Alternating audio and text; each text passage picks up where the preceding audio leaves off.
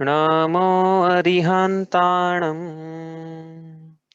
नमो सिद्धाणं नमो आयर्याणं नमो वज्झायाणं नमो लोये सव्वसाहुणम्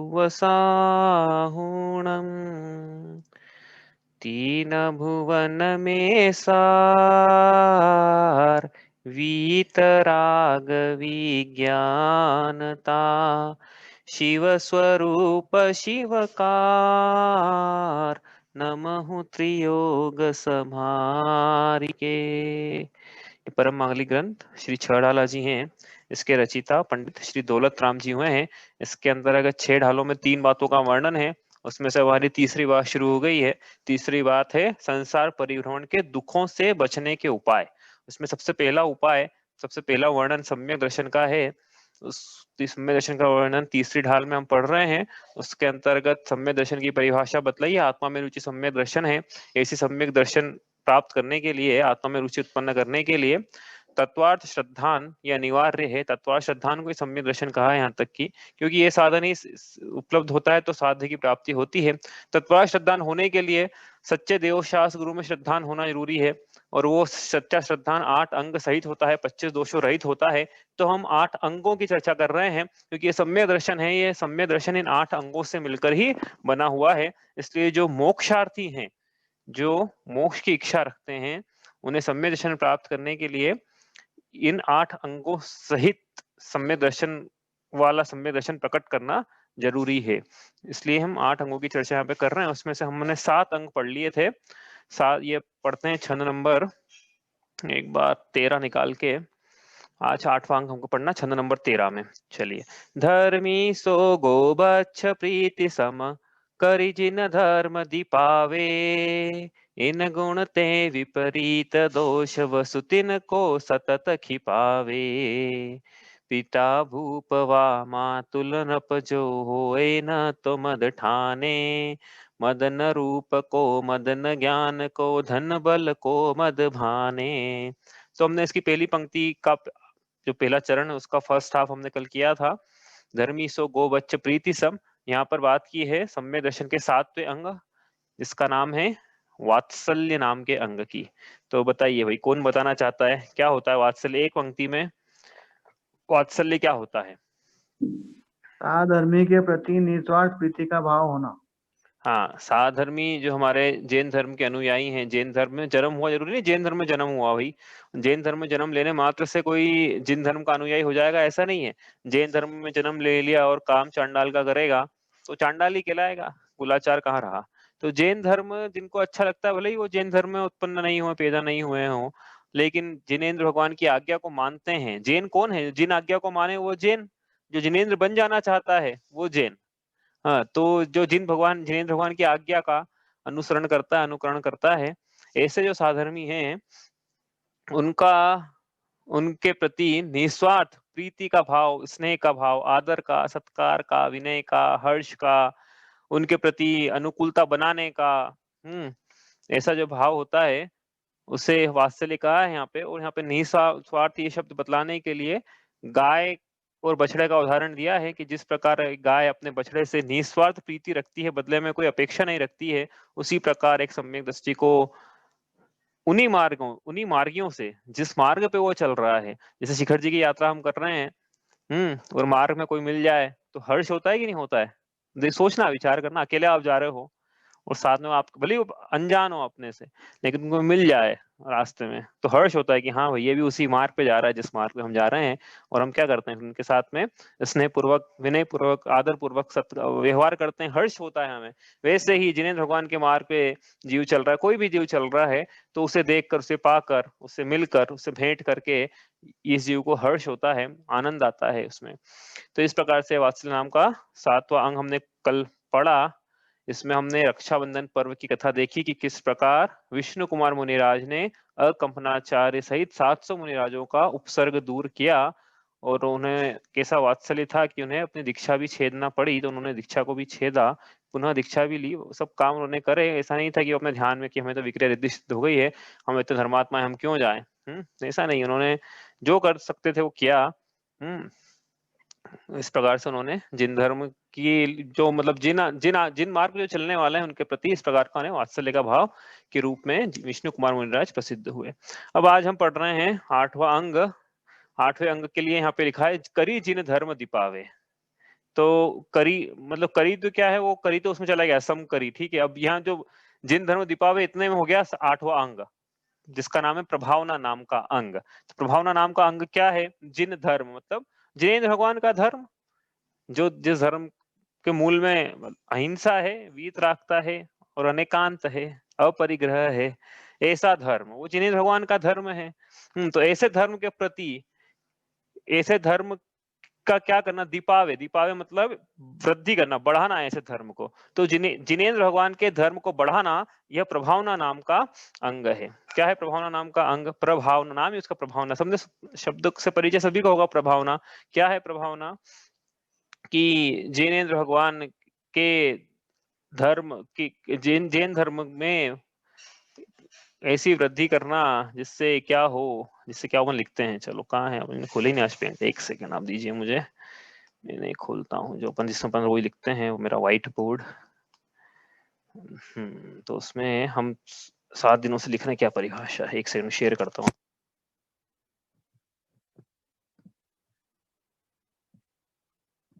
हाँ ये देखिए, अपन 8 अंक पढ़ रहे हैं इस प्रकार। हाँ ये 8वां अंक प्रभावना नाम का अंक पढ़ना है, ठीक है। 7 पढ़ लिए हैं। तो प्रभावना नाम का स्क्रीन दिख रही होगी आपको, नहीं दिखे तो आप बताना। आवाज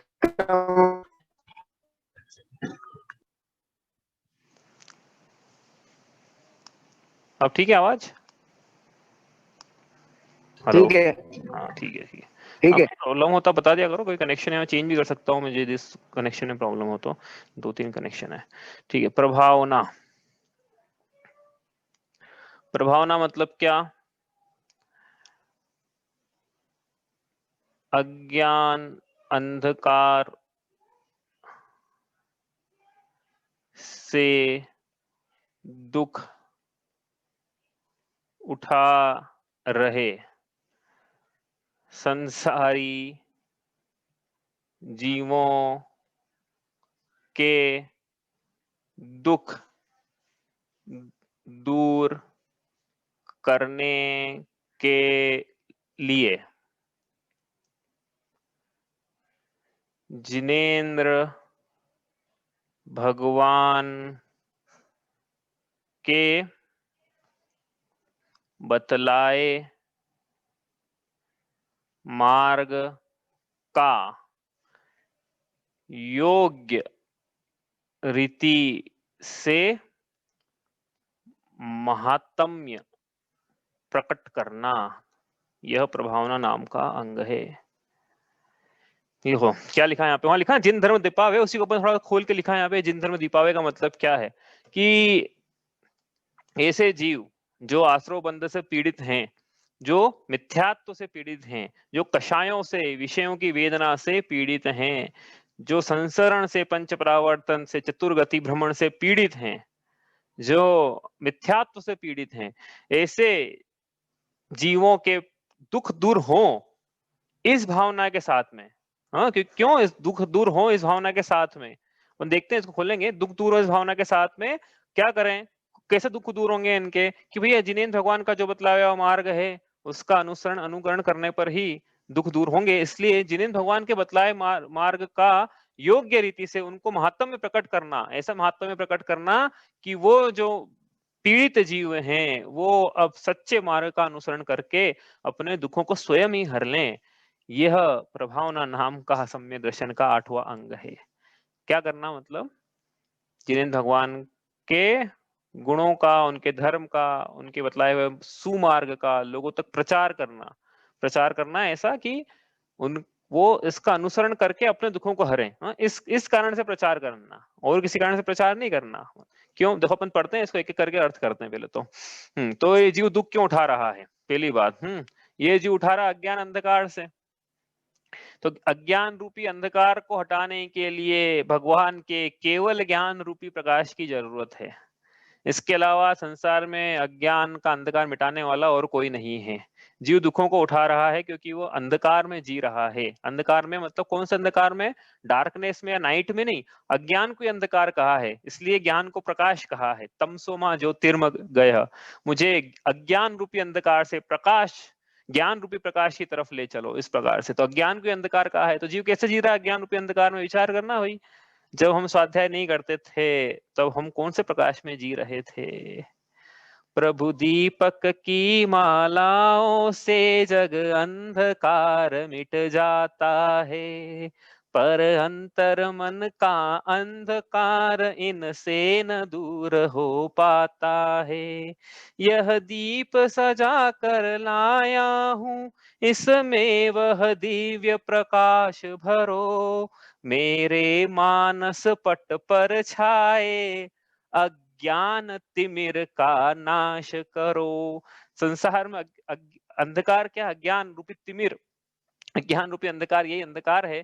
तो इसमें जीव जी रहा है, स्वाध्याय नहीं कर रहा है। जो जिसको सच्चे मार्ग की खबर नहीं है उसको क्या लग रहा है कि जो भी दिख रहा है ना मेरी दुनिया, यही सच्ची है, ये दुनिया ही है, यही तन उपजत अपनी उपज जान, तन वृद्धि अपनी अपनी वृद्धि जान, तन से संयोगों को अपना मान, और तन नशत अपना नाश मान। बस खत्म, यही खेल है, ऐसा वो मानता है।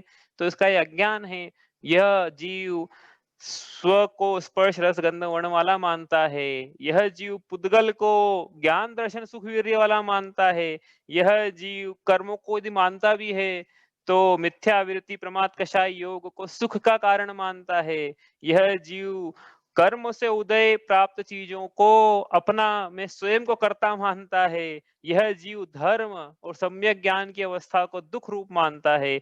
यह जीव तप की अवस्था को दुख रूप मान के इच्छाओं की उत्पत्ति को सुख रूप मानता है। और यह जीव मुक्त अवस्था है तो मानते ही नहीं है, और यदि मानता है तो उसमें भी इंद्रिय विषय भोगों की कल्पना करता है। ये दूसरी ढाल का रिवीजन किया अपन ने, ग्रहित मिथ्या अग्रहित मिथ्यात्व इतनी देर में, 1 मिनट में। क्यों वो जरूरी है? वो दूसरी ढाल बहुत जरूरी है भाई, इसका रिवीजन इसलिए करते आ रहे हैं अपन हर जगह, जहां मौका मिलता है वहां दूसरी ढाल, मैंने बोला भी था बहुत इंपॉर्टेंट है, प्रयोजनभूत ढाल है ये। वहां बताया है कि कैसा जीव को अज्ञान रूपी अंधकार पाया जाता है, 7 तत्व संबंधी कैसी इसकी मान्यता विपरीत है, इस तत्व संबंधी ज्ञान भी इसलिए विपरीत है। इसी प्रकार के अंधकार में जिसको, जिन्हें भगवान का मार्ग नहीं मिला है, जिसको तत्वोपदेश नहीं मिला है, जिसको जिनवाणी नहीं मिली है, जिसको निर्गंत गुरु का उपदेश नहीं मिला है, जिसको भगवान महावीर की अमृत वर्षा की बूंदें वर्षा प्राप्त नहीं हुई है, वो अज्ञान अंधकार में डूबा हुआ है। भले वो जैन हो या न हो, कितने ही जैन हैं आप जानते हो सबको, और हम भी ऐसे ही थे ना, हम भी ऐसे ही थे, हम स्वाध्याय नहीं करते उसके पहले, हम भी ऐसे ही थे, अज्ञान रूपी अंधकार में डूबे हुए थे। हमको जो दिखाते थे टीवी वाले हमको सही लगता था। फिर बाद में एमबीए किया, मार्केटिंग, एमबीए इन मार्केटिंग समझ में आया, फिर तो आंखें खुल गई।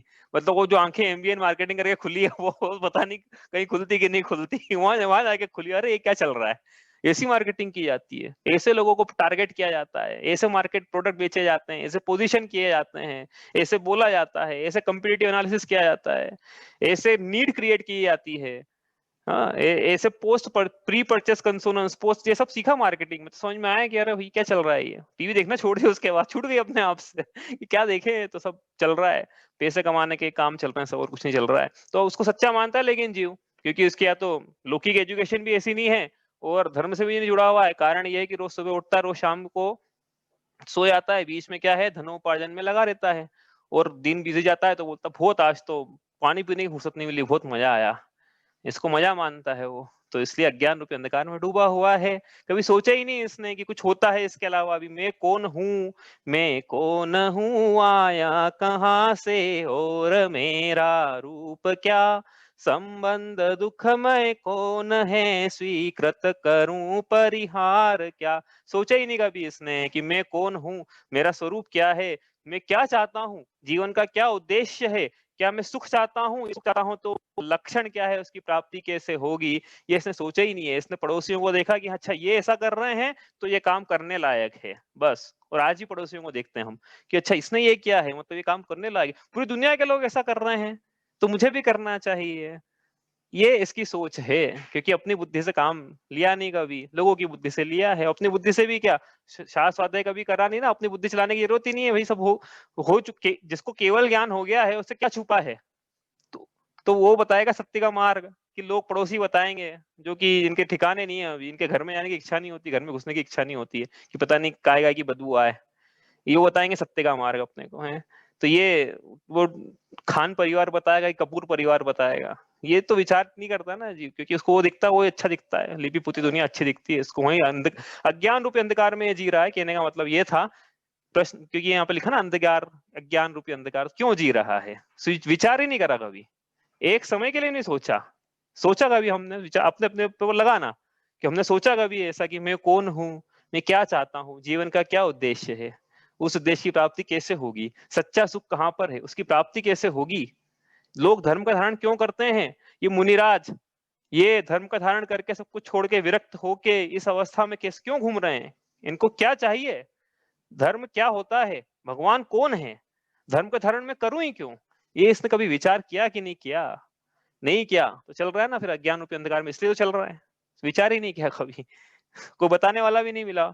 धर्म की सभाओं में गया भी यदि ये पर्यूषण के पर्वों में, तो वहां क्या हुआ, फैशन शो के प्रोग्राम हुए, तंबोला खेला गया, एक एक 5-5 रुपए के बर्तन के लिए 1-1 घंटा बैठा है, वो घर आ गया और बोला धर्म की खूब प्रभावना वृद्धि हुई है आज तो। अब तो मतलब पहले जब मैं छोटा था तब तो बहुत ज्यादा होते थे, अब तो रोक लग गई, कस के ब्रेक लग गया इन सब चीजों पे। लेकिन मेरे को याद है कि जब मैं छोटा था तब बहुत मंदिरों में इसके नाम पे पर्यूषण में पता नहीं क्या क्या चला करता था, अब भी चलता है कहीं कहीं, लेकिन अब फिर भी बहुत कस के ब्रेक लगा है। अब धर्म के नाम पे पर्यूषण में तो कम से कम जिनवाणी चलती है, प्रवचन चलते हैं, शास्त्र सभा चलती है, गेम भी चलते हैं, तो वो धर्म के पे आधारित चलते हैं, जो कि बहुत अच्छा कदम हमने आगे बढ़ाया है, नहीं तो पता नहीं क्यों इसलिए डूबा हुआ है अंदर ज्ञान अज्ञान रूपी अंधकार में। ठीक है, पर ये इस पे क्या बोलते चले जाएंगे, बस अंत नहीं आएगा, अपने तो प्रभावना पड़नी है, इसलिए अपना आगे चलते हैं। तो हम भी डूबे हुए थे, लोग भी डूबे हुए हैं इसी प्रकार से, तो क्या करें, वो अज्ञान रूपी अंधकार से दुख उठा रहे हैं भाई, अज्ञान रूपी अंधकार ही दुख का कारण है ना, बोल क्या है पहले पहले ऐसा, मोह रूपी अंधकार महामद पियो अनादि, भूल आपको भरमतवादी, जे विमानवासी हूं थाय सम्यक दर्शन बिन दुख पाए, सम्यक दर्शन सम्यक ज्ञान के उजाले बिना इसने दुख ही पाए हैं, ऐसे मिथ्या जग ज्ञान चरण वश भ्रमत भरत दुख जन्म मरण, वो दुख क्यों उठा रहा है, मिथ्या दर्शन के कारण, मिथ्या ज्ञान के कारण। और फिर यहाँ पे वापस कहा कि आत्म को हित है सुख, सो सुख आकुलता बिन कहिए, तो उसका लक्षण भी बताया फिर यहाँ पे। ठीक है, तो ये जीव दुख क्यों उठा रहा है, मिथ्यात्व के कारण, मिथ्या ज्ञान के कारण, मिथ्या ज्ञान क्यों है, मिथ्या दर्शन के कारण। अभी ना मिथ्या दर्शन है तो मिथ्या ज्ञान का विपरीत होना अवश्यम भावी, ऐसा नहीं होता कि दर्शन तो सम्यक हो गया और ज्ञान विपरीत बना हुआ है, दर्शन सम्यक है तो ज्ञान सम्यक है, दर्शन विपरीत तो ज्ञान विपरीत है। तो यहाँ पे अज्ञान की बात लिखी है, उसका कारण क्या है, मिथ्या दर्शन, तो मिथ्या दर्शन के कारण ये जीव दुख उठा रहा है। तो कोई भी हो, साधर्मी हो, एक छत के नीचे रहने वाला हो, मित्र हो, कुटुंबी हो, फर्स्ट रिलेशन सेकंड रिलेशन, मंदिर वाले, परिवार वाले, कॉलोनी वाले, या कोई भी हो संसार में, जैन हो, जैनेतर हो, इंडिया का हो, बाहर का हो, संगी पंचेंद्री मनुष्य हो या एकेंद्री ही क्यों ना हो, इस संसार के सभी जीव दुख उठा रहे हैं यदि मिथ्या दृष्टि है तो ऐसे संसारी जीवों का दुख दूर करने के लिए क्या करना। तो यहाँ बतलाया कि जिनेन्द्र भगवान ने बतलाया कि दुख दूर करने का तो एक ही मार्ग है, सम्यक दर्शन ज्ञान चारित्राणी सुख मार्ग। हाँ, सम्यक दर्शन है, सम्यक ज्ञान, सम्यक चारित्र की एकता ही मोक्ष का मार्ग है, सुख का मार्ग है, ऐसा जिनेन्द्र भगवान ने वो मार्ग बतलाया है। तो ऐसे ऐसे मार्ग का, सम्यक दर्शन, सम्यक ज्ञान, सम्यक चारित्र का, ऐसे अहिंसामय धर्म का, वीतराग रूपी धर्म का, अनेकांतिक जिनवाणी का और अपरिग्रही गुरु का क्या करें, योग रीति से महात्म्य इस प्रकार से प्रकट करना, इस प्रकार से प्रकट करना कि वह जिन शासन से प्रभावित होकर सच्चे मार्ग का अनुसरण करे, इस प्रकार से जिनेन्द्र भगवान के बतलाए धर्म का प्रकाश करना, यह सम्यक दर्शन का 8वां अंग है, प्रभावना नाम का। ठीक है, तो इसमें बात कर रहे हैं धर्म का प्रकाश करना है, मतलब सम्यक दर्शन, सम्यक ज्ञान, सम्यक चारित्र का प्रकाश करना है। यदि ये नहीं कर सकते हैं तो भी और भी तरीके हैं प्रभावना करने के, धर्म की प्रभावना करना है ना, हम बोलते हैं प्रभावना की, तो प्रभावना के नाम में हम 11-11 रुपए की स्टील के ग्लास बांट देते हैं, कितने में आते हैं हमको पता नहीं है, जितने में भी आते हो वो बांट देते हैं, बोलते हैं हमने धर्म की प्रभावना करी, और इति श्री, मतलब लोग ये समझते हैं कि स्टील के बर्तन बांटना धर्म की प्रभावना होती है। लेकिन यहाँ पे क्या कह रहे हैं कि आश्रव बंध से पीड़ित जीवों के दुख दूर हो, इस प्रकार से योग्य रीति से जिनेन्द्र भगवान के धर्म का महात्म्य प्रकट करना कि हे जीव, कहां तू, कब तक उलझेगा संसार विकल्पों में, कितने भव बीत गए संकल्प विकल्पों में, अब तो अब ये सब मिथ्याचारित्र त्याग, अब आत्म के हित पंथ लाग, जग जाल भ्रमण को देहु त्याग, अब दौलत निज आत्म सुपाग। इस प्रकार से कर रहे ना दौलत राम जी ने प्रभावना करेगी नहीं जैन धर्म की, बताओ कैसे भी करना योग्य रीति से, कैसे भी करो आप लोगों को धर्म में स्थितिकरण करना है। वो स्थितिकरण में था एक्चुअली, स्थितिकरण प्रभावना में अंतर यह है कि स्थितिकरण क्या है साधर्मियों पे या स्थितिकरण वात्सल्य, उसमें क्या है कि साधर्मियों की बात ज्यादा थी, प्रभावना में साधर्मी और विधर्मी सभी रूप से सभी की बात है यहाँ पे कि सब जो, और खासकर यहाँ मूल विषय है कि जो विधर्मी हैं उन पे प्रभावना हो, कि वो जिन शासन के महात्म्य को समझकर सच्चे स्वर्ग का ये मार्ग समझकर इस मार्ग को अपनाएं और अपने दुख दूर करें। भाई वो दुख दूर करें, उससे हमें कोई फायदा नहीं होने वाला है। हाँ, उनके दुख, वो तो उनको उनके दुख दूर करना है तो उनको ये मार्ग अपनाना है। हमें ऐसा, हमको ऐसे कोई पॉइंट्स नहीं मिलना, क्रेडिट्स नहीं मिलने वाले हैं जैसा कि दूसरे धर्मों में होता है। हाँ, ये कोई क्रेडिट यहाँ पे तो क्या, उनके दुख दूर हो इसलिए प्रभावना करना है। तो ये क्या पर की प्रभावना है, लेकिन क्या है हम स्वयं भी प्रभावित रहे जिन धर्म से, स्व पे ही प्रभावना होना चाहिए कि हाँ जिन धर्म ही महान है, इसके अलावा बाकी सारे तो एकांतिक दोष से दूषित हैं, हिंसा और विषय और कषाय का पोषण करने वाले हैं, सरागता का पोषण करने वाले हैं। इसलिए जिन धर्म ही एकमात्र जो है, जो आत्मा की शुद्धता की बात करता है, जो प्राणी मात्र की दया की बात करता है, ये इस प्रकार के जिन धर्म से हम स्वयं प्रभावित रहें कि हाँ ये सच्चे सुख का मार्ग है, इस प्रकार से। तो ये क्या है, हमने बात करी यहाँ पे सम्यक दर्शन ज्ञान चारित्र की, धर्म क्योंकि भगवान ने धर्म को यही कहा है सम्यक दर्शन ज्ञान चारित्र। अब ये तो कैसे करें इसकी प्रभावना, अब कोई सम्यक दर्शन की बात करें किसी नए व्यक्ति से, तो जैनी से कर लें तो बोले भैया बहुत हो गया, प्रवचन के लिए हमारे पास मुनि महाराज हैं, आप ठीक है, आप हो गया आपका, ऐसा बोलेगा वो, हमसे बोल देगा, आप एक दो बार बोल के देख लो, बोल देते, हमसे बोल देते लोग, हमको तो इच्छा भी, मतलब ऐसा भी नहीं कि हम आगे होके बाकी कुछ प्रसंग आ जाता है ऐसा, तो बोल देते हैं कि भैया ये प्रवचन का टाइम नहीं है, अभी मत बोलो आप।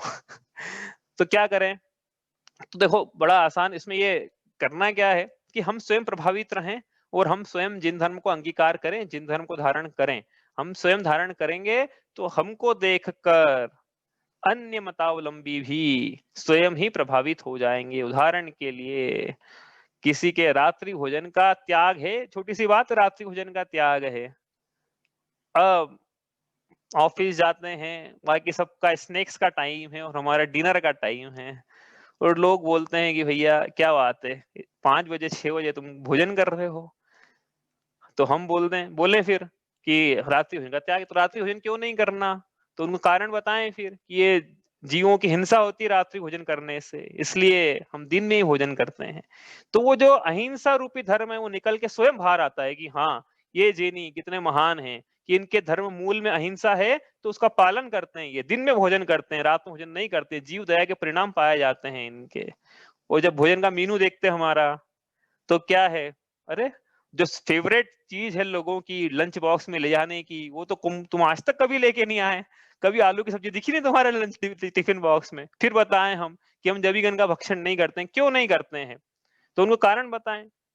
तो उनको लगता है कि हाँ, तो प्रभावना होती है जिन धर्म की, अहिंसामयी धर्म की यही प्रभावना है वो।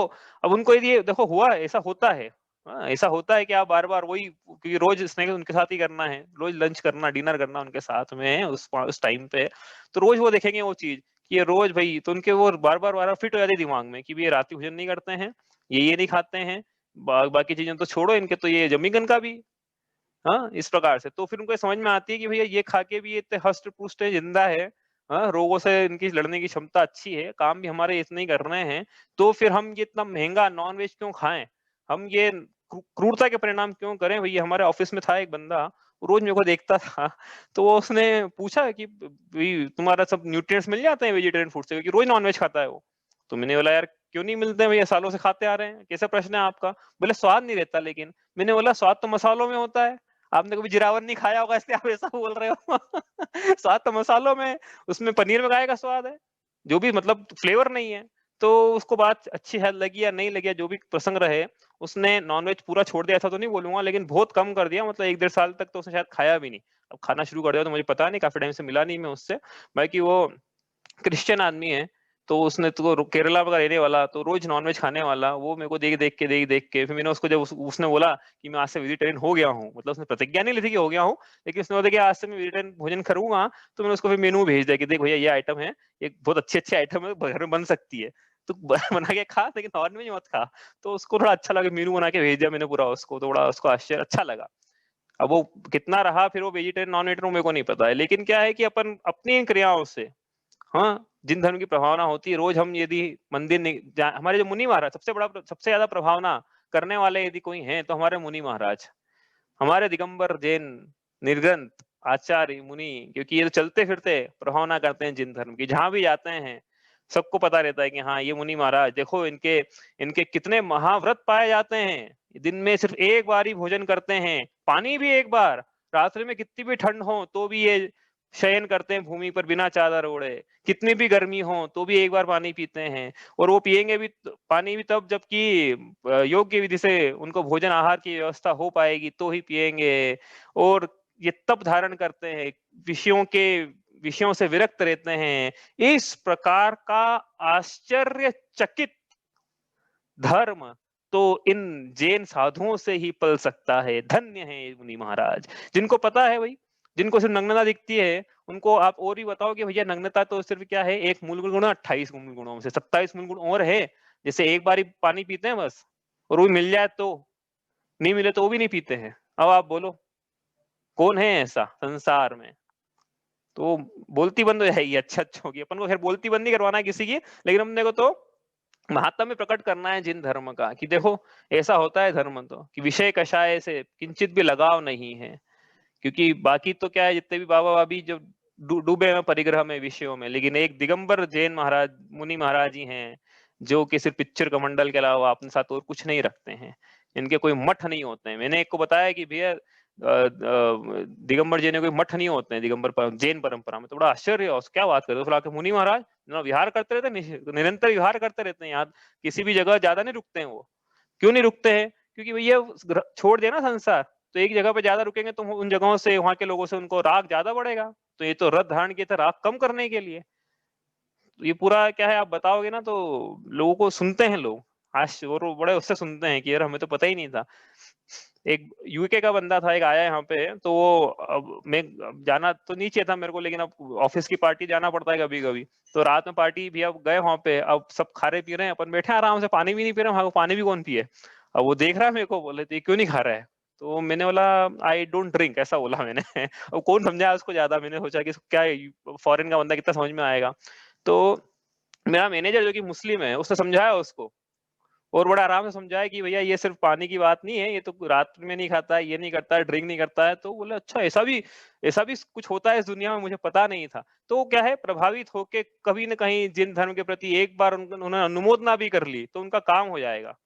क्या अनुमोदना भी कर ले कि हाँ ये धर्म तो ऐसा ही होता है वास्तव में, जिसके विषय कषाय जिनके मूल में नहीं है, जो आत्मा के सुख के लिए तप धारण करते हैं, धर्म तो ऐसा ही होता है। बाकी अन्य तो क्या है, संसार में डुबाने वाले हैं। इस प्रकार से अनेक प्रकार से आप सोचना किस प्रकार से हम धर्म की प्रभावना और कर सकते हैं। जो उदाहरण के लिए जैसे हम यहाँ से मंदिर जा रहे हैं, हाँ यहाँ बेंगलोर मंदिर जा रहे हैं हम, नीचे तो हुआ बहुत बार हुआ भाई, क्या हुआ कि भाई हम तो धोती दुपट्टे में, एक हाथ में पूजा की थाली है, एक हाथ में कभी जिनवाणी कभी नहीं भी, तो एक हाथ में पूजा की थाली लेके हम मंदिर जा रहे हैं धोती दुपट्टा घर से पहन के, और सामने से आ रहा है एक व्यक्ति और, उसके एक हाथ में कुत्ते का बच्चा और दूसरा हाथ में क्या है, अब बोल भी नहीं सकते, वो कुत्ते की पोटी वो लेके घूम रहा है, और हम पूजा की थाली लेके घूम रहे हैं, तो कितने महान कुल में हमारा जन्म हुआ है। तो इससे ये लोगों को दिख रहा है ना कि भाई ये जैन धर्म के अनुयायी हैं, रोज सुबह 6 बजे उठ के मंदिर जाना है, कितना महान धर्म है इनका, कितने महान धर्म से जुड़े हुए हैं ये।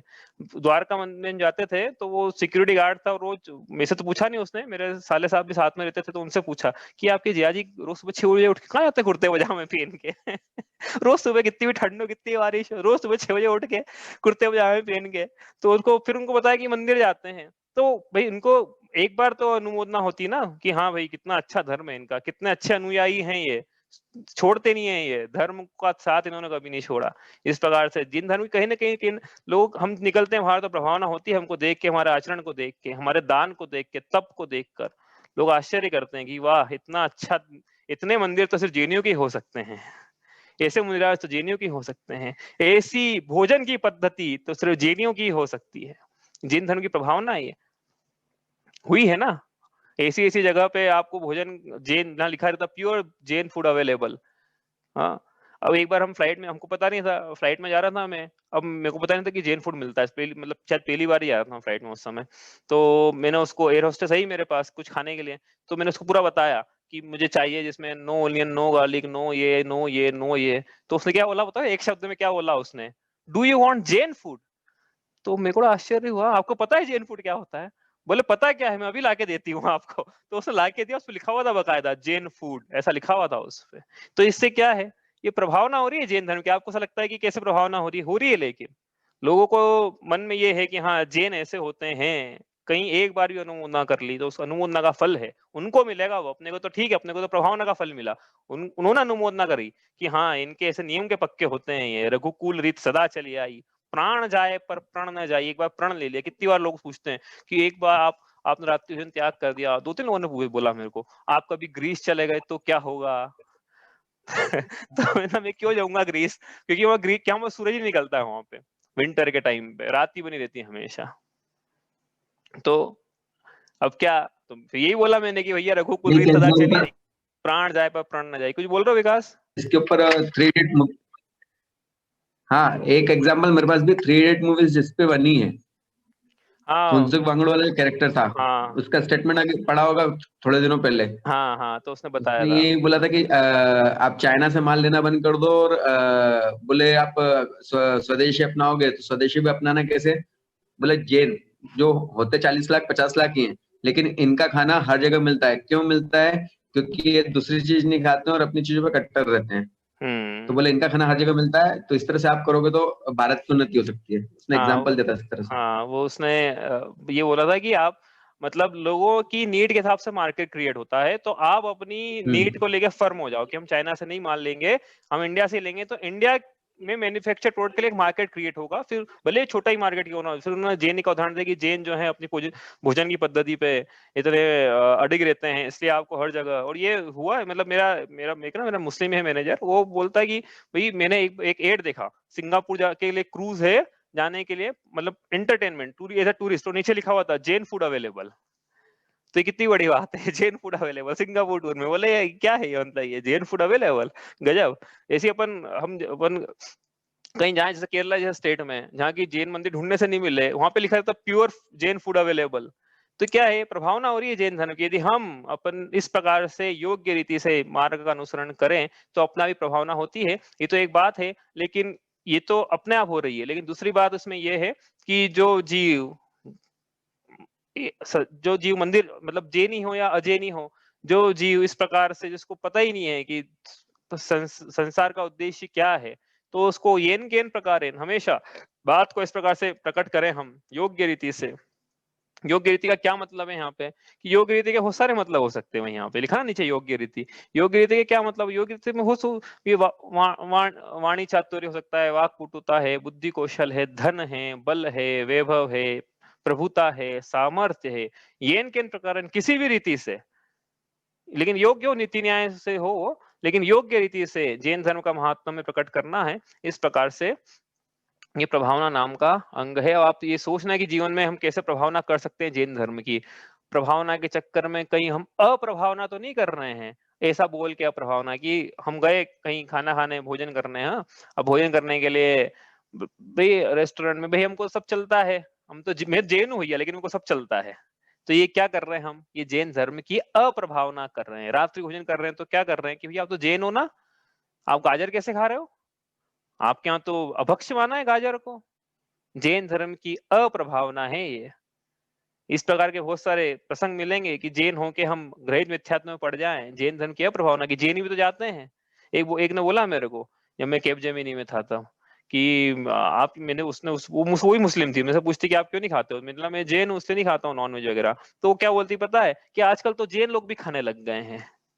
ये जो भी कर रहे हैं ऐसा, मुझे उस समय तो पता नहीं था, बाद में पता पड़ा कि हाँ हैं 2-3 ऐसे भी एक्सेप्शंस हैं जो कि, तो ये क्या कर रहे हैं, जैन धर्म की अप्रभावना। अब इन्होंने बोला है, क्या बोला है कि हमको तो सब चलता है। तो कर्मों ने देख लिया, कर्मों ने सुन ली इनकी बात, अच्छा इनको सब चलता है तो ठीक है। अब मांस भक्षण का फल, अति हिंसा का फल नरकों में इनसे भुगतवाएंगे। फिर वहां ये इनको जो मानसिक संताप होगा कि हम किस कर्म के कारण इधर आए, तो कर्म इनसे बोलेंगे कि अरे भाई तुमने ही तो बोला था कि सब चलता है, तो अब तुमको नरक भी चलेगा, तुमको सातवां नरक भी, छठा नरक भी चलेगा, तुमको तिरंज गति भी चलेगी, तुमको एकेंद्रीपना भी चलेगा। स्थावर पे जब तुम ही जो मार के खा रहे थे, तुम ही वही बन रहे हो, अब तुमको लोग मार के खा रहे हैं, तुमको वो भी चलेगा, तुमको सब चलेगा, तुमको दरिद्र भी चलेगी, रोग भी चलेंगे तुमको। इसलिए कभी भूल के भी ऐसा मत बोल देना कि हमको तो सब चलता है, सब नहीं चलता है हमको।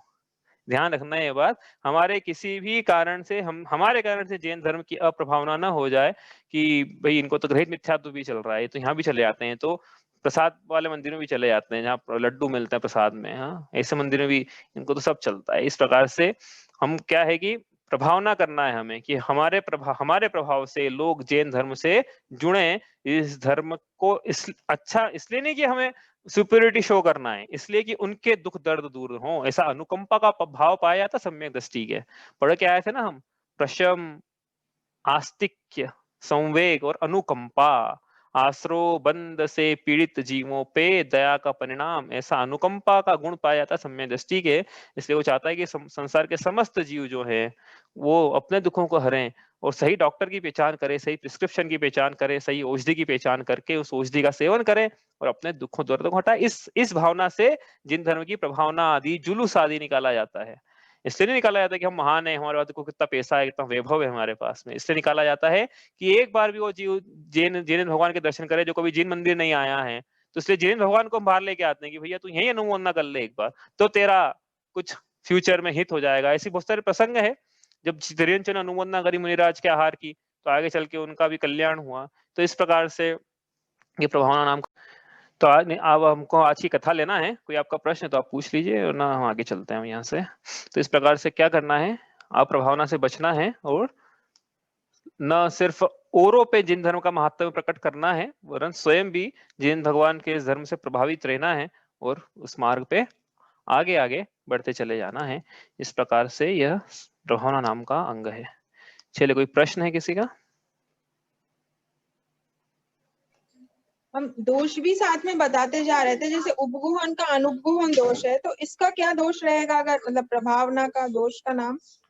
हाँ, इसका है अप्रभावना, लिखा है यहाँ पे।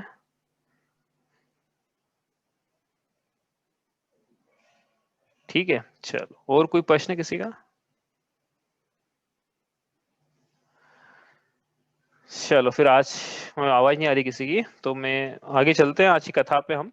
तो आज अब क्या कथा का, क्यों कथा कर रहे हैं हम, क्यों स्टोरी चल रही है यहाँ पे, यही कि इस प्रभावना नाम के अंग में कोई कैसे प्रसिद्ध हैं और किस प्रकार से उन्होंने प्रभावना करी। तो हमको मतलब एग्जाम्पल भी मिलता है कि हाँ, जैसे कल स्थितिकरण मैंने वात्सल्य देखा, परसों स्थितिकरण देखा कि हाँ इस प्रकार से किया जाता है स्थितिकरण, इस प्रकार से वात्सल्य पाया जाता है जीवों के। तो इस प्रकार से धर्म की प्रभावना की जाती है।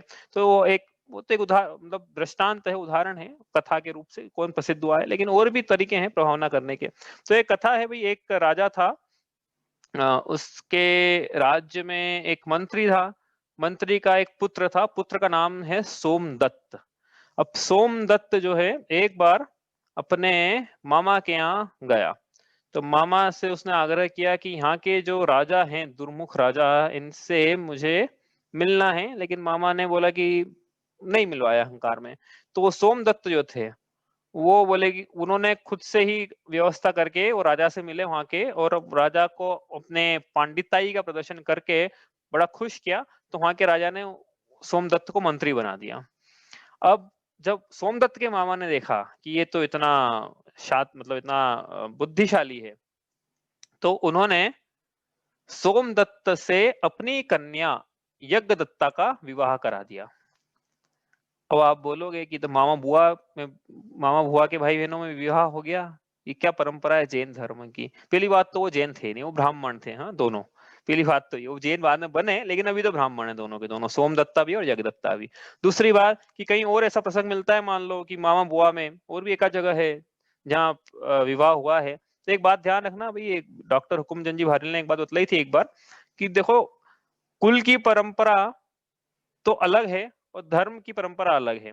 तो कुल की परंपरा में जैसा अपने अपने अपने पिताजी अपने से बोले वो शिरोधार्य करना है कि हाँ हमारे पिताजी ने बोला उदाहरण के लिए कि हमारे यहाँ मामा बुआ के भाई बहनों में आपस में शादी विवाह नहीं होता है, तो कुल की परंपरा है तो हमें वो स्वीकार है।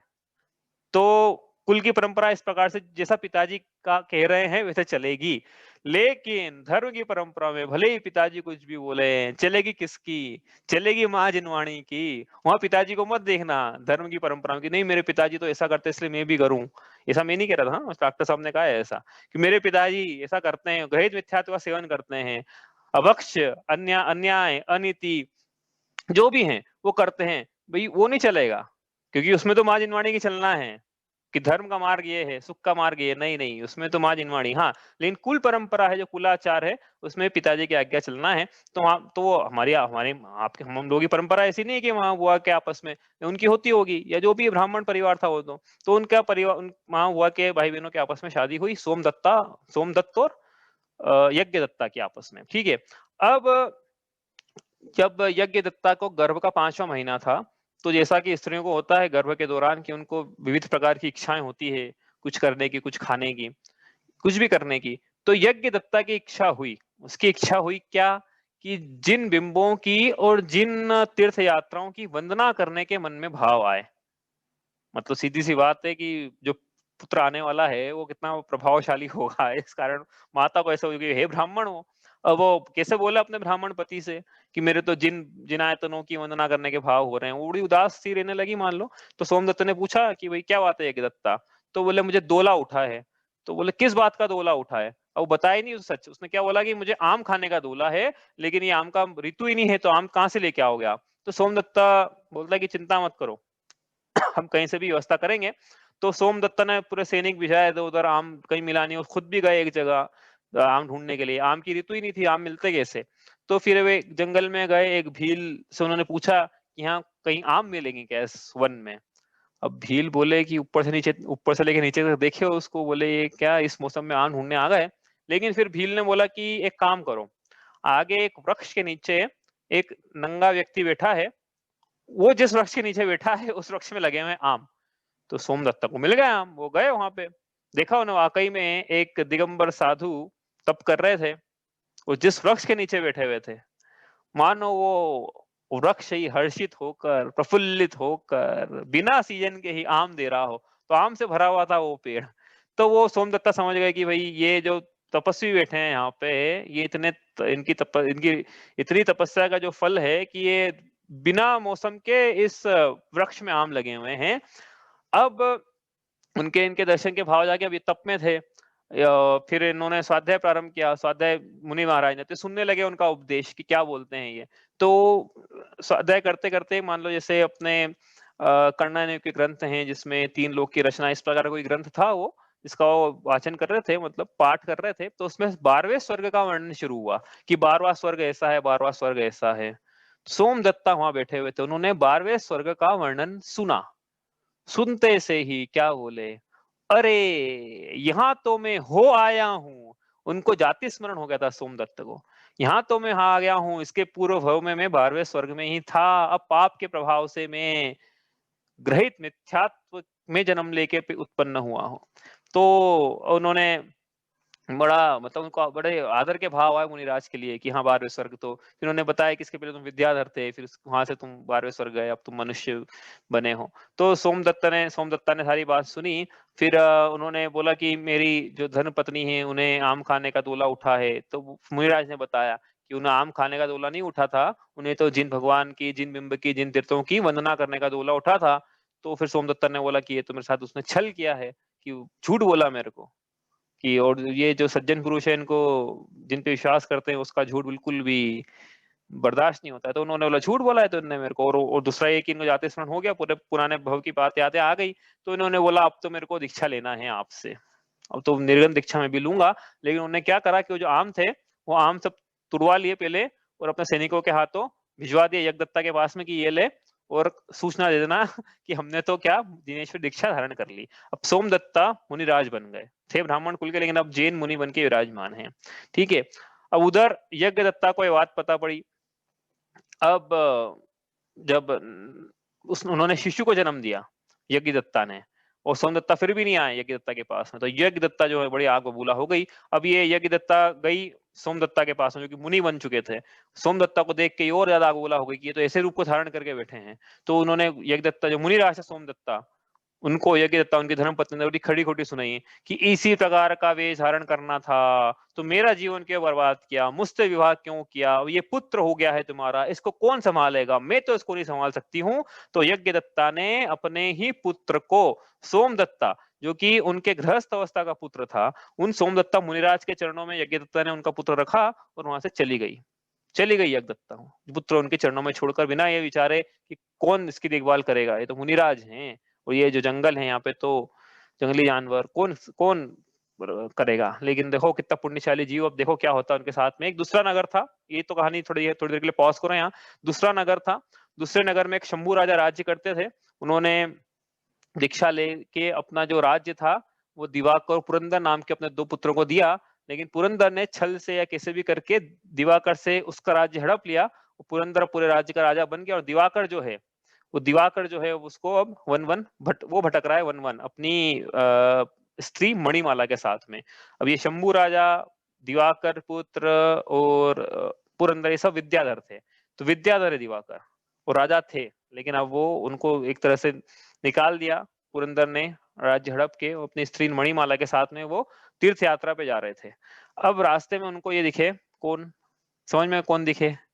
सोमदत्त और उनके चरणों में बिलखता हुआ नवजात शिशु दिखा। अब दिवाकर ने अपनी स्त्री से बोला कि हे मणिमाला, हम कितने भाग्यशाली हैं कि देखो हम तीर्थ यात्रा पे जा रहे हैं और अब हमें ये पुत्र की प्राप्ति हुई। कितना सुंदर पुत्र है ये, हम इसी को पालते हैं, यही आज से ही हमारा पुत्र है।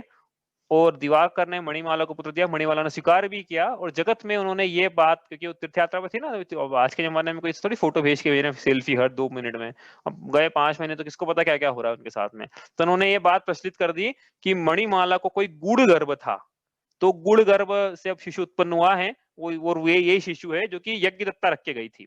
और उसका नाम उन्होंने रखा वज्र कुमार। वज्र कुमार की ही कथा चल रही है आज। यही वो पुत्र है जो कि यज्ञदत्ता जब के गर्भ में था तब माता को डोला उठा था मुनिराजों की वंदना का, तीर्थराज की वंदना का। तो अब ये दिवाकर ने इनको, किसी को बताई नहीं है बात, मणिमाला और दिवाकर ही जानते थे कि वज्र कुमार वास्तव में उनका पुत्र नहीं है, लेकिन वज्र कुमार को भी ये बात नहीं बतली। लेकिन उन्होंने जगत में ऐसा प्रचारित किया कि वज्र कुमार हमारा पुत्र है, और उन्होंने उसको पाला पोसा और बड़ा किया वज्र कुमार को, और काफी प्रतिभाशाली था वो पुत्र। तो अब ये पुत्र एक बार एक अपने मामा के यहाँ जा रहा था ये, या गया, तो वहां पे इन्होंने एक स्त्री को देखा। तो वो जो स्त्री है वो स्त्री विद्याधर थी और वो कोई दूसरी विद्या सिद्ध करने का प्रयास कर रही थी। लेकिन वो जो स्त्री थी उसकी उनकी आंखों में जो था कोई कचरा चला गया, जिसके कारण को बड़ा कष्ट हो रहा था, लेकिन वो निकाल नहीं थी, क्योंकि निकाले तो विद्या सिद्ध कैसे हो फिर, क्योंकि वो भंग हो गया ना फिर वो आपका जो कार्यक्रम था वो। तो ये बात उन्होंने देख ली, किसने? वज्र कुमार ने। तो वज्र कुमार उनके पास गए और उन्होंने वो उनकी आंखों के से वो विघ्न दूर किया, उन्होंने विद्या सिद्ध करी। अब जो स्त्री थी वो वज्र कुमार से बोलती कि आपने मेरे लिए बहुत बड़ा हित का काम किया, विद्या भी सिद्ध हुई है मेरी, अब आज से मैंने आपको अपना परमेश्वर पति माना है, अब अपन दोनों विवाह करते हैं। तो वज्र कुमार ने भी प्रेम प्रसंग को स्वीकार किया और फिर इन दोनों ने आपस में मतलब अपने घर वालों की अनुमति लेके कर लिया विवाह। तो अब ये हो गए वज्र कुमार विवाहित। लेकिन साथ में एक बात उन्होंने अपने माता पिता से ये भी बोली कि भाई आप विद्याधर हो और आप ऐसे वन भटक रहे हो भूमि गोचरियों के साथ में, बात क्या है, माजरा क्या है? तो दिवाकर ने बतलाया कि देखो वो मेरा राज्य था, पुरंदर ने, मेरे भाई ने हड़प लिया, ऐसा करा। तो दिवाकर ने बोला ऐसी बात है? तो वज्र कुमार मुनिवार ने बोला ऐसी बात है। तो वो अपनी विद्याधर स्त्री के साथ में पुरंदर पे उन्होंने आक्रमण किया, पुरंदर को बंदी बना लिया, वापस राज्य भी ले लिया दिवाकर पुरंदर से। तो अब ये दिवाकर जो है और वज्र कुमार मुनिराज, ये जो है अब ये राजा बन गए उसी नगर के जो जिस नगर से निष्कासित हुए थे। ठीक है, अब क्या हुआ, कहानी आगे बढ़ी। अब एक बार क्या हुआ, जो इनकी स्त्री थी वज्र कुमार मुनिराज की स्त्री, इन्होंने अपनी जो सास थी मणिमाला, उनसे बातें करते हुए सुन लिया कि देखो इतना अच्छा राज्य है हमारा, काश कि हमारा कोई पुत्र भी होता। अब जैसे ही स्त्री ने बात सुनी, वज्र कुमार के पास आई कि अरे वो तुम्हारी मम्मी तो, मेरी सासू माँ तो ऐसी बात कर रही है कि तुम्हारा मेरा काश कोई पुत्र, क्या तुम उनके पुत्र नहीं हो क्या? तो वज्र कुमार ने बोला क्या बात कर रहे हो? तो वो वज्र कुमार मुनिराज गए उनके पास, मतलब भेद खुल गया कि उनका पुत्र नहीं है। तो वज्र कुमार जो मुनिराज बनेंगे बाद में, लेकिन अभी वज्र कुमार हैं वो, तो वज्र कुमार उनके पास में गए, बोले क्या बात है, मैं आपका पुत्र नहीं हूँ क्या? तो दिवाकर ने फिर सारी घटना उनको बता दी कि ऐसी ऐसी बात थी, एक आप तो हमको एक वन में मिले हो, और आपके जो गृहस्थ अवस्था के पिताजी जो मुनिराज हैं सोमदत्त नाम के, आप उनके पुत्र वास्तव में। तो अब ये वज्र कुमार ने बोला कि अब तो मुझे सोमदत्त के पास जाना है, मुनिराज के पास में उनकी वंदना करना है। वो सोमदत्त के पास गए। सोमदत्त के पास जाके क्या करा उन्होंने, उन्होंने मुनि दीक्षा ले ली। वैराग्य हो गया उनको जगत की इस विचित्रता को देखकर कि माता पिता जिनको मैं अपना मान रहा था, हालांकि उन्होंने मेरा अच्छे से पालन पोषण किया है, लेकिन मेरी जो असली माँ है उसने तो मुझे छोड़ दिया था, और मेरे पिताजी तो मुनिराज बन के विराजमान है, तो मैं क्यों संसार में भटकूं मैं? तो उन्होंने मुनि दीक्षा ले ली। अब वो हो गए कौन? वज्र कुमार मुनिराज, जिनकी यहाँ कथा चल रही है वज्र कुमार मुनिराज की। अब ये वज्र कुमार मुनिराज और सोमदत्त मुनिराज ये विहार करते रहे। अब ये क्या, ये कहानी को यहाँ पॉज करो। अब मथुरा में कुछ हो रहा था उस समय। मथुरा में एक राजा राज्य करता था, पूतगंध नाम का। उसकी एक स्त्री है जिसका नाम है उर्मिला, जो कि जैन धर्म की अनुयायी है। ठीक है। अब ये तो चल रही मथुरा में कहानी। अब इसी मथुरा में क्या हो रहा है कि एक और सेठ सेठानी है। तो कहानी थोड़ी लंबी है, आप बोलो कितने सारे कैरेक्टर डालोगे उसमें कंफ्यूजन में आता ना, कैरेक्टर ज्यादा डालते हैं कहानी में, तो अब वो है इतनी बड़ी, तो अपन क्या कर सकते हैं। तो आप वापस सुन लेना रिकॉर्डिंग में, आपको थोड़ा सा कंफ्यूजन हो रहा है कि कौन सा कैरेक्टर कहाँ पर है। तो अब ये मथुरा में एक सेठ सेठानी भी रहते थे, सागर दत्ता नाम, सागर दत्त नाम के एक सेठ रहते थे। ठीक है। तो उनके एक पुत्री हुई। पुत्री का नाम उन्होंने शायद कहीं लिखा है पूत गंधा रखा, कहीं लिखा दरिद्री, जो भी नाम है उस पुत्री का। ठीक है। तो वो जो पुत्री हुई, तो पुत्री जैसे उत्पन्न हुई वैसे ही वो बड़ी अभागी थी। जैसी पुत्री उत्पन्न हुई वैसे वो सेठ की सारी संपत्ति चली गई, और बड़ा दरिद्रीपना छा गया, और पुत्री बड़ी दरिद्री हो गई। अब कहाँ सेठ के घर जन्म लिया उस पुत्री ने, और अब उसकी ऐसी हालत थी कि वो लोगों की झूठन में से खाना खाती थी, जो लोगों की झूठन में से भोजन लेती थी। अब ये अवस्था उसकी मथुरा में थी, और वहां पे अन्य दो मुनिराजों का विहार हुआ। उन्होंने इसको लोगों के झूठन में से भोजन खाते हुए देख लिया। तो एक मुनिराज ने दूसरी मुनिराज से कहा कि अरे देखो संचार की विचित्रता, वो झूठ, लोगों की झूठे में से खाना खा रही, उठा उठा के। तो दूसरे मुनिराज ने अवधि ज्ञान से जाना कि यद्यपि ये स्त्री, जिसको अपन दरिद्री बोले या पूत गंधा बोले, पूत अभी दरिद्री बोलते हैं, बाद में पूत गंधा बोलेंगे, तो ये यद्यपि ये दरिद्री जो है, यह लोगों की झूठन में से अभी खाना खा रही है, लेकिन भविष्य में यही मथुरा की पट रानी बनेगी। इसके से भागेगा उदय, वापस चमकेगा इसका। ये बात वहां के एक बौद्ध भिक्षु ने सुन ली। तो बौद्ध भिक्षु ने बोला कि इसका तो फायदा उठाया जा सकता है। और वो जो दरिद्री थी, जो पुत्री थी, वो ऐसी अनाथ थी क्योंकि इसकी माता सेठ ठहरे दोनों चले गए थे, गुजर गए थे। तो उसने उसको पुत्री को पाल लिया, पुत्री की तरह पाला।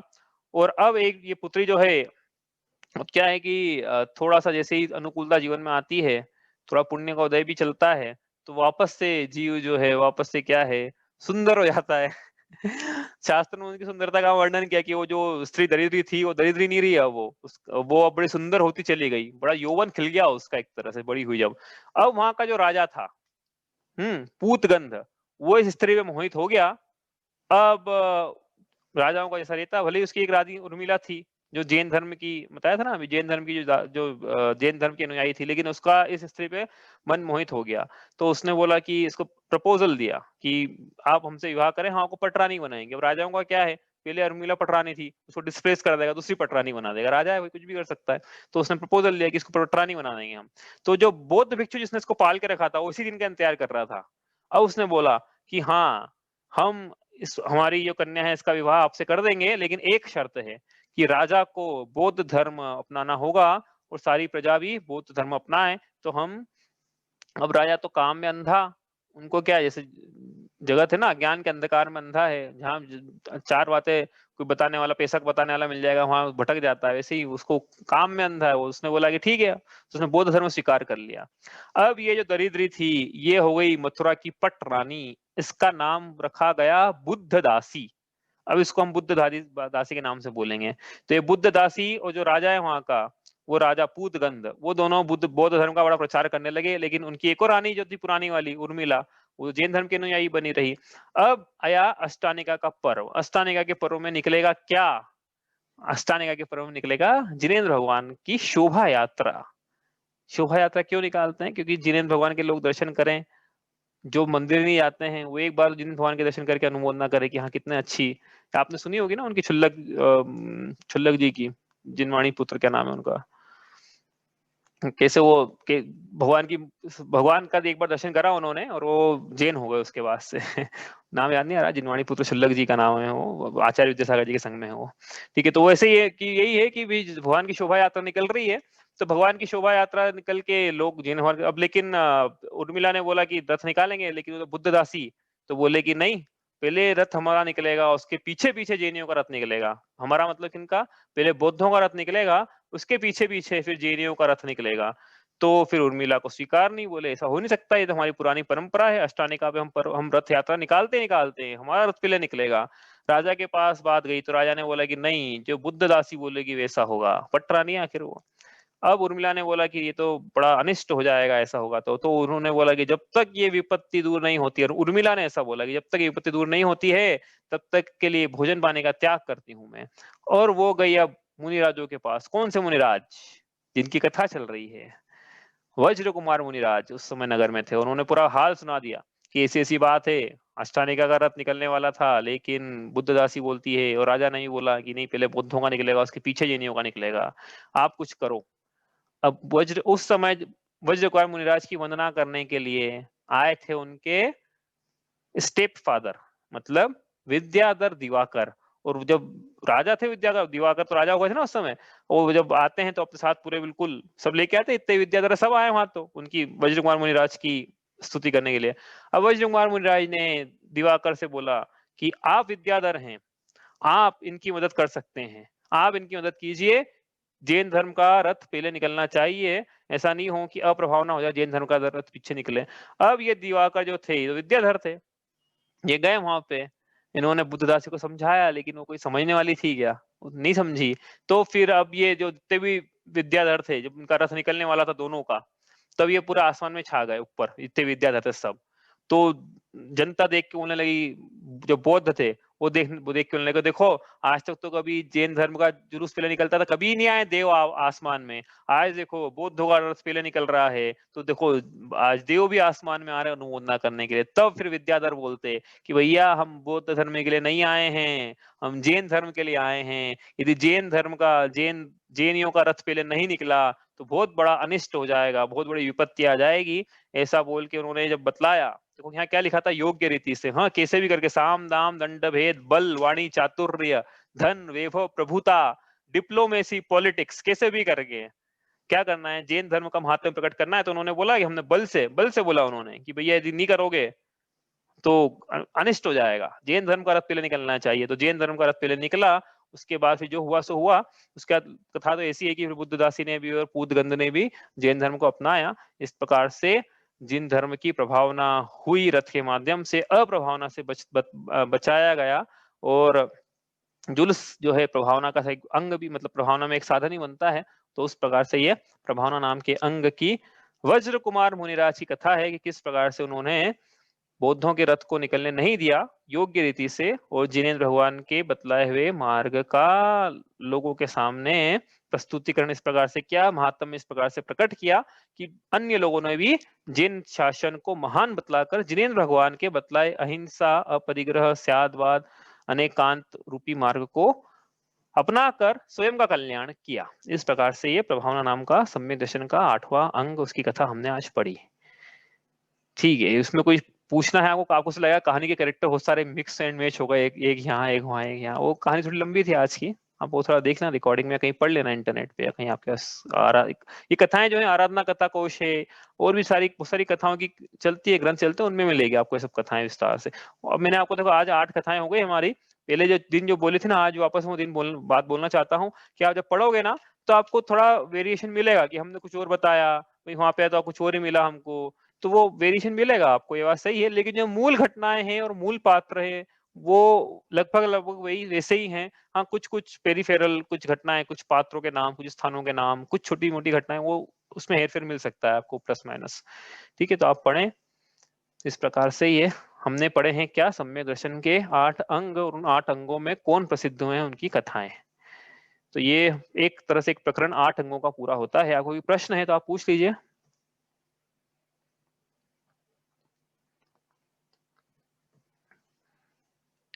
कल से हम चर्चा करेंगे अब किसकी, पंडित जी ने कहा था अष्ट अंग अरु दोष 25 तीन संक्षेप हूं कहिए, बिन जाने ते दोष गुणन को कैसे कहिए तजिए। तो 8 अंगों की चर्चा यहाँ पे हुई है। अब कल से चर्चा शुरू होगी 25 दोषों की, एक एक करके हम करते चले जाएंगे, मतलब जितने भी दिन लगे उसमें।